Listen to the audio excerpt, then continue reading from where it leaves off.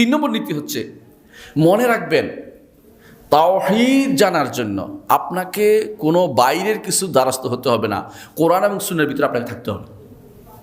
কেন জানেন? তাওহীদ কে শিক্ষা দিচ্ছে আমাদেরকে? নবী এবং রাসূলগণ, ঠিক না?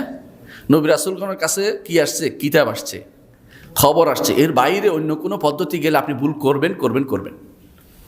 এই পর্যন্ত যারাই পথভ্রষ্ট হয়েছে তারা সবাই কোরআন সুন্নাহর বাইরে গেছে। মুতাজিলারা বলেছে যে 10 কারণে কোরআন এবং হাদিস থেকে দলিল দেওয়া যাবে না তাওহীদের উপরে। 10 কারণ।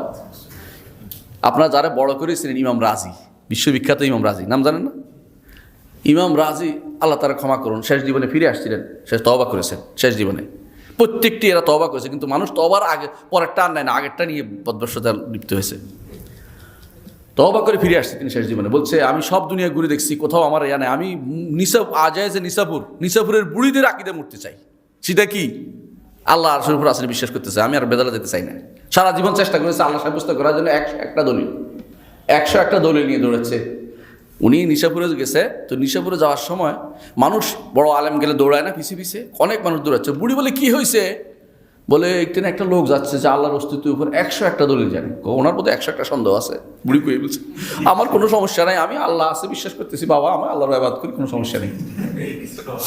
উনি শুনছে, মরার সময় ওনার মনে হইল যে ওয়াজিবুল উজুদ মুমকিনুল উজুদ কোন কারণে, মুমকিনুল উজুদ থেকে ওয়াজিবুল থেকে মুমকিনুল উজুদ কীভাবে হইলো, ইখতিসাসের কারণ কি, এটা খুঁজতে উনি ইমান হারা হয়ে যাচ্ছে। মানে জান্নাতে যাওয়া মানে বলতেছে আমি মরতে চাই, নিশাপুরের বুড়ির ইয়াদি ইমান মরতে চাই, আমি বেদালা যেতে চাই না, সারা জীবনের ইমান শেষ করে দিতে চাই না আমি।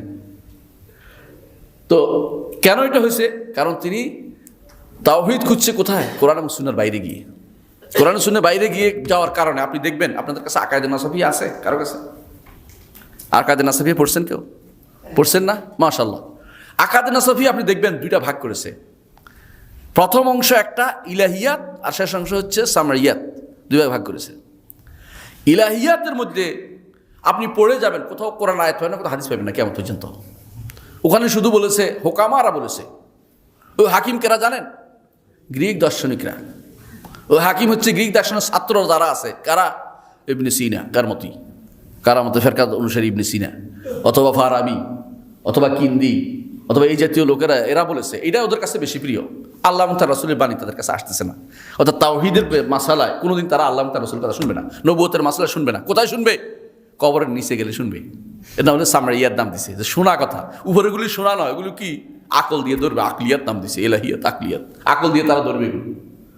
যারাই আকল দিয়ে শুধু আকল দিয়ে তারা মনে করে ধরবে, তারা বিভ্রান্ত। এই পথে বিভ্রান্ত হবেই হবে, কোনো সন্দেহ নেই। এই মানহাজ বিভ্রান্ত মানহাজ। তা আমাদের কোন মানহাজ নিতে হবে? যে অবশ্যই আল্লাহ তাআলা যেটা বর্ণনা করছে, রাসূল যেটা বর্ণনা করছে, এটার মাধ্যমে হেদায়েত পাইছে কে? আবু বকর, ওমর, ওসমান, আলী, সাহাবায়ে কেরাম সবাই হেদায়েত পাইছে। তারা কি কেউ গ্রিক দর্শন জানতো?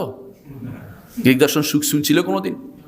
আকলিয়াতের কোনো কিছু তারা জানতো? জীবনও শুনেও নাই তারা। কিন্তু হেদায়েত তার জান্নাতের সুসংবাদ তারা প্রাপ্ত হয়েছে। তাবেঈনরা তারাও কেউ এটা জানতো না, কিন্তু তারা কিন্তু জান্নাতের সুসংবাদ প্রাপ্ত ছিলেন।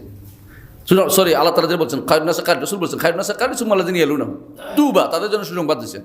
তাদের মধ্যে কেউ জান্নাতে যাবে কারা? যারা সুন্দরভাবে অনুসরণ করে কোরআন কারীম। আল্লাহু ওয়াসাবিকুনা আউওয়ালুল মিনাল মুহাজিরিন ওয়াল আনসার ওয়াল্লাযিনা তাবাউহুম বিইহসান রাদিয়াল্লাহু আনহুম, তাদের যারা অনুসরণ করে সুন্দর, তাদের জন্য সুসংবাদ দিয়েছে, হাদিসে আছে। তাদের জন্য সরাসরি সবাই জান্নাত আমরা বলতেছি না, মানে সুসংবাদ আছে তাদের জন্য। কি জন্য তারা করছে? তারা কোরআন এবং সুন্নাহর ভিতরে ছিল, এর বাইরে যায়নি। তাহলে তাওহীদ অবশ্যই কোরআন এবং সুন্নাহর ভিতরে, তাওহীদের দলিল অবশ্যই আছে।